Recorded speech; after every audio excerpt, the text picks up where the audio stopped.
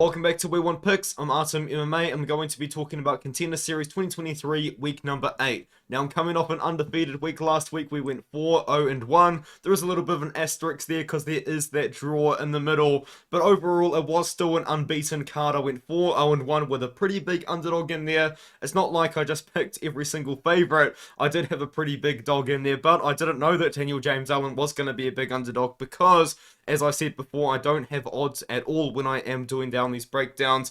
Now let's get into week number 8. I think week number 8 is going to be a good one. I am very excited for Vinicius Oliveira, and I cannot wait to talk about him and his fight because he is another one of those guys that I've had my eye on for a very long time. Not necessarily because I think that he's the best fighter in the world, but because he is exciting, man. He comes to fight, and I'm telling you, he is going to come to fight in this matchup. I cannot wait for that fight. Also looking forward to the heavyweight fight. Always interesting to see more heavyweights in the UFC. But before we do get into my predictions for this card, you do have my 3-day free trial for the We Want Picks premium membership service. Over there, you can use the code ARTEM and you get access to everything at premium over there, which does include my article a week in advance every single week, as well as me talking about other promotions aside from the UFC and Dana White's Contender Series. And now, with all of that being said, let's get into my predictions for week number 8. So kicking off the card, we're going to have Vinicius Oliveira taking on Victor Hugo Madrigal. And this is going to be a very fun fight. And I am going to be picking Vinicius Oliveira in this matchup. And I do think he gets it done by knockout. And probably relatively early, maybe round 1 or 2. If you do look at his record just on paper as well, you can see that he's a very aggressive guy. Lots of KOs, 14 by KO, 11 of them in round number 1, the rest of them in round number 2. He has gone the distance before, but it has been against some very good competition recently, an 11-3 opponent in 2019, and then a 14-1 opponent at UAE Warriors in 2021. And as you can see, his run at UAE Warriors is very impressive. He does have one loss to Ali Taleb, but that loss to Ali Taleb has aged well. Now, Ali Taleb, I thought that he was actually going to get signed to the UFC off this win, but PFL snatched him up before, unfortunately, the UFC could. But in that matchup, though, Vinicius Oliveira was looking really good. He was beating up Ali Taleb a little bit in that fight, and then he got KO'd in round number 3. And I think that we're going to see Vinicius Oliveira be able to have the same sort of success on the feet that he has in his previous fight against Victor Hugo Madrigal. So in my opinion, this is a pretty bad matchup for Victor Hugo Madrigal. Now, Victor Hugo Madrigal, he's dangerous himself, man. We're talking about a guy that 100% has the finishing ability, and 100% has the finishing ability to finish Vinicius Oliveira. We're talking about a guy with 7 wins by KO, 3 wins by submission, but to me, I would say that Madrigal is much more of a grappler than a striker compared to someone like Vinicius Oliveira, because I have seen Victor Madrigal go out there and try and get takedowns and try to use his grappling against his opponents. And I think in this matchup, he would probably be pretty smart to try and out-grapple Vinicius Oliveira, but the problem is, I think that Vinicius Oliveira's grappling itself is very good. It's pretty slick. He has shown improvements in the past as well. And I just think that Victor Hugo Madrigal, when you watch him fight, he does not like being pressured whatsoever. And that's what Oliveira does. He comes forward, he's aggressive, he's high volume, he's powerful, he's trying to take your head off. There's a reason why he's got 14 wins by knockout, and that's because he goes out there with the idea to get a KO. I think that if he does win this fight, and if he does sign to the UFC, he would be perfect for 135. He would be so fun. He'd be like another Daniel Santos in a way, like very fun fighter. I do believe he gets it done, and I am going to pick Oliveira to win by KO in round number 1 or round number 2, and Madrigal is only got 12% of the Tapology votes, Oliveira 88%, most of which by KO. I agree with Tapology. I'm going to go with Oliveira to win by KO in round 1 or 2. The next fight on the card is going to be women's flyweight. Ernesta Kareckaite taking on Carli Judice. And this is a very short notice fight for Carli Judice. To my knowledge, I think she only accepted this fight like earlier this week, maybe sometime last week. Very short notice fight for Carli Judice. But I actually am going to go with the short notice fighter. I think that this is a bad matchup for Ernesta Kareckaite. The original matchup was going to be Sora Rachmanova versus Ernesta Kareckaite, and Sora Rachmanova, if you didn't know, is actually Shavkat Rachmanov's sister, and I was going to pick Sora Rachmanova in that fight, and the reason why is Sora Rachmanova is very much a high-pressure fighter. She likes to move forward, she likes to box, and she likes to get takedowns. Now, Carli Judice, doesn't like to get takedowns, but one thing I'm going to tell you about her is she really likes to move forward, and she likes to put on the volume, and she likes to really put a lot of power behind her shots as well. But I think it's that pressure that's going to get to her. You look at Carli Judice, and you see her record 3-0, 3 first-round KOs. And the reason why she's going out there and getting these first-round KOs is because she's moving forward and just throwing very, very heavy volume. Ernesta Kareckaite's sort of style is perfect for someone like Carli Judice to look good. Ernesta Kareckaite, if you watch her fights, she likes to have her hands pretty low, and she just goes so long without doing anything. Like, I've seen her go half a round without throwing a single strike. Her fights are not very exciting to watch. She's super low volume.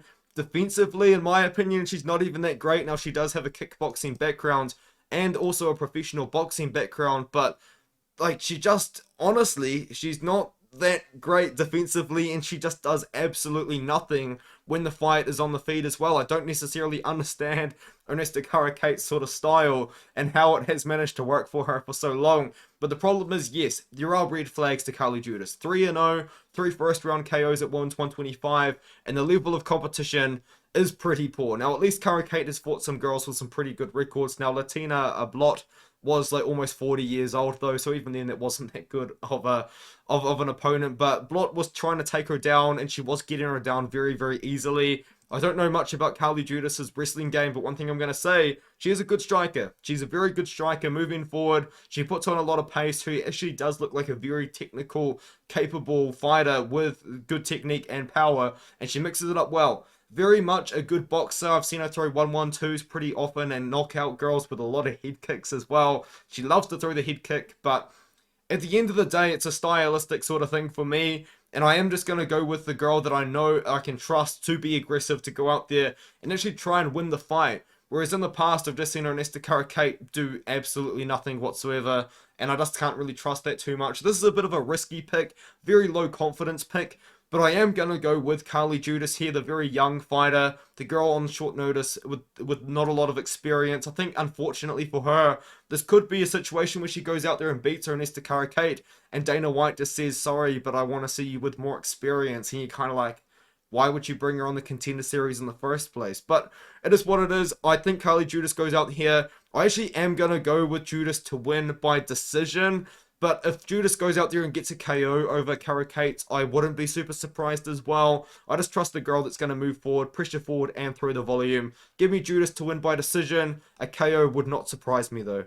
This next fight is going to be between Dani Silva and Angel Pacheco at men's featherweight, and it's going to be a very fun one. I mean, Dani Silva, in my opinion, is just a super aggressive, fun sort of guy. I would almost compare him to like a Trevor Peek in the way that he throws strikes. He's just bombing away with hooks. He's moving forward. He doesn't really have the best defense in the world, but one thing I will say is his takedown defense is solid. He can keep the fight on the feet if he needs to, and he probably will have to defend at least a couple of takedowns against Angel Pacheco, who seems to be a grappler for the most part. But the problem with Angel Pacheco is he just hasn't fought the best guys, like, at all. And even then, recently as well, he's beating a lot of guys with losing records. One of the guys actually is a guy that he beat twice in the first couple of minutes. And then he took on Wilson and Dragoni. And it's a very good win and a very well-aged win as well, because Wilson's gotten a massive streak since then. But in that matchup, Wilson was beating him up until Pacheco landed a flying knee and ended up getting the submission after that. So it's just one of those kind of interesting fights where I think it's going to be an absolute war. I don't think it's going to be like a super high level UFC fight war, but it's going to be a fun fight, and this is a fight to look forward to in my opinion. But it kind of just comes down to who do you think you can trust more. And the fighter that I trust more in this matchup is the fighter that has fought the better competition, but also the fighter that has seen adversity, more adversity in his career, and has been able to come back from it, and that is Dani Silva. Dani Silva has ended up in a couple of wars in his career. He has been hurt, you know, he has had to deal with quite a bit. In my opinion, though, I think he should have actually won that fight against Kauai. I thought that was a pretty interesting decision, but LFA, for some reason, recently has been having some weird decisions, but it is what it is.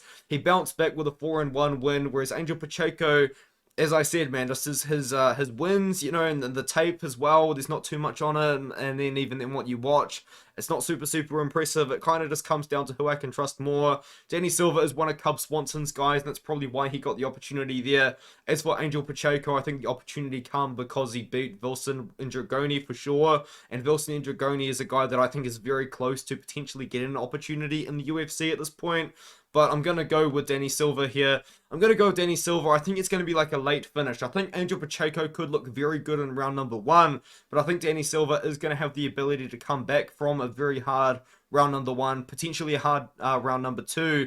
But I think he can take over in rounds 2 and 3 and get a finish pretty late on into the fight. Danny Silva is my pick by very late finish, by very late knockout. It is a very interesting fight, and if Pacheco won, honestly, I wouldn't be super surprised, but it just kind of comes down to who I think I can trust more and who I think has looked better on the tape as well, and that is Danny Silva coming into this matchup. So now the next fight is going to be Alexander Soldatkin versus Mario Piazzon, and this is a men's heavyweight fight, and it should be a pretty fun one. But before we do get into this breakdown, I need to be honest with you guys.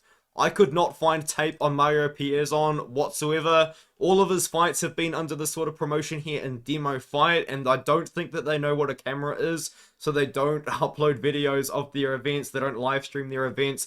There's nothing. I genuinely couldn't find a single thing on Mario Piazzon, aside from the fact that he trains with JL10 Almeida. But you know, that could mean anything. I mean, I could go and train with JL10 Almeida potentially if I moved to Brazil and walked into his gym. But it is what it is. If you look at Demo Fight, which is the promotion that he fights for, in my opinion, this promotion is definitely one to keep your eye on, and in terms of it might be a little bit sketchy. Look at this. All undefeated fighters, or fighters with great records on the left, and then fighters with pretty bad records on the right. I mean, it's just it's interesting, really, isn't it? So, that's what I know about Mario Piazzon. Not a lot, but what I'm going to assume is that he is a 6-foot tall heavyweight with power in his hands, and he can knock anyone out at any moment. I'm assuming he's probably pretty aggressive as well to get the finishes that he is getting. But as for Alexander Soldatkin, I can tell you a lot about Alexander Soldatkin. I think Soldatkin's really fun. He's an incredibly athletic heavyweight. That's one thing I'm going to tell you about him. This guy throws spinning kicks, and he looks really good doing it. He doesn't have the best gas tank in the world, but I don't think he's going to have to worry too much in this one here, because I don't think it's going to last too long either way. Soldatkin's takedown defense is pretty good. I thought that his last fight against Benjamin Sahik was really weird, because Benjamin Sahik was a massive dude. I think he was like 6'9" or something absolutely ridiculous, and this guy was just rolling for like Imanari rolls and was like pulling guard the whole fight. It was so odd. It was just a weird fight. But his fight before that against Roger Souza, I think in that matchup he threw like 2 spinning kicks and then knocked him out within a minute. And that's kind of what an Alexander Soldatkin sort of fight looks like. He knocks you out, and he knocks you out very quickly. He does have an armbar with him there, but that's not his game at all. He is a striker, and he wants the fight to be on the feet, and he wants to knock you out in the first round. That is what he is going to try and do in this fight. Now, the cardio for Soldatkin is something to worry about, but I think that as an athletic heavyweight here, which in my opinion has very good potential to go pretty far, because at age 30 he is still pretty young for this weight class, I'm going to go with him. I'm going to go with Soldatkin to win this one early, but as I said, I mean, if you can find tape on Mario Piazzon, please let me know. Please message me on Instagram, because I'm interested to see it. But as I said, man, it's just like, there's just nothing on this guy whatsoever. I mean, he trains with Jailton Almeida, but even if Jailton Almeida went out there and said that Mario Piazzon was the best fighter in the world, I mean, what is he else meant? Is he meant to say? Is he meant to say that Mario Piazzon sucks? I mean, who knows? But who knows with this fight? It's a weird one. I'm picking Soldatkin by finish. I'm gonna pick him by KO. We'll go KO round 1 to be fun, but I do want to be clear, I am picking Soldatkin. So many question marks in this fight, though. So let's see what happens on the night, I guess. And the featured fight of the night is going to be between 2 men's welterweights, between Danny Barlow and Raheam Forrest. And this is a somewhat short notice for Raheam Forrest. The original matchup was going to be Justin Burlinson versus Danny Barlow, but Burlinson seemed to have some visa issues and he did pull out of the fight. He did only announce it relatively recently, but this fight has been booked for at least a few weeks. So it is short notice, but it's not ridiculously short notice. Danny Barlow's nickname is Left Hand to God. And that does kind of explain his striking style, because he has an insane amount of power in that left hand. I mean, Danny Barlow, he is a striker for the most part, but he is relatively low volume. But man, does he have power. And one thing I have noticed about him is he loves to throw that left uppercut. He just loves to throw it. But the thing with Danny Barlow is, in his professional career, he hasn't really fought the best guys. This record isn't super standing out to me. He beat a 2-1 opponent by round 1 KO, a 5-5 opponent by round 1 KO. So he hasn't really beaten the best guys. Whereas Raheam Forrest, in my opinion, actually has gone out there and beaten some good guys. He went out there and beat Donovan Beard. Donovan Beard was on the Contender Series and took on Bo Nickel before Bo Nickel ended up in the UFC. And he took on a 6-1 opponent, Charles Radke, and in that matchup he actually had Charles Radke rocked, but then he went for a takedown and ended up getting choked out in the first round. Just pretty bad fight IQ, a little bit of a mistake there from Raheam Forrest. And I think that wrestling that I mentioned is going to be the difference in this matchup. Both guys are very good strikers. In fact, I almost would say that Raheam Forrest kind of is more of a striker than a wrestler, but the thing is, one thing I have noticed about Raheam Forrest is that he does like to wrestle, and he does wrestle in fights which he should wrestle. Because with Donovan Beard, one thing I said about Donovan Beard in his matchup against Bo Nickel is in a lot of Donovan Beard's fights, this guy gets taken down in the first minute of every single fight. And what does Raheam Forrest do when he tries to take on Donovan Beard? He takes him down as soon as the fight begins. I think that was pretty good fight IQ. And even then on the feet, I think he's a lot more aggressive than Danny Barlow as well. And whereas Danny Barlow can be low volume, he can be kind of caught just trying to swing big bombs and not really put on the pace and put on the pressure that maybe he should. Whereas Raheam Forrest is the guy that you can trust to come forward, to bomb away, and then get takedowns as well. And I think that wrestling is going to be the difference in this matchup. The striking fight, in a pure striking fight, even then, I probably would pick Raheam Forrest, because it comes down to that thing again where it's like you're trusting the fighter to go out there and be the aggressor and be the fighter that's going to dictate the pace and come forward and get the KO. And that is Raheam Forrest on the feet, but Raheam Forrest has the wrestling to back it up as well. And I think that we do see Raheam Forrest go out there and get the takedowns on Danny Barlow, wear him out, and then get a finish later on in the fight. I'm going to go with Raheam Forrest to win this fight by knockout. Towards the end of the fight, most people are going with Barlow. I like what I've seen from Raheam Forrest, and I will be picking him in this matchup by second or third round knockout. Let me know what you think of my predictions in the comments below. I think this could be a pretty difficult card to predict. It's going to be interesting to see what the odds are when they drop, because as I said, I record these without seeing the odds beforehand. So let me know what you think in the comments below, and I'll see you guys in the next one. Thank you guys so much for watching.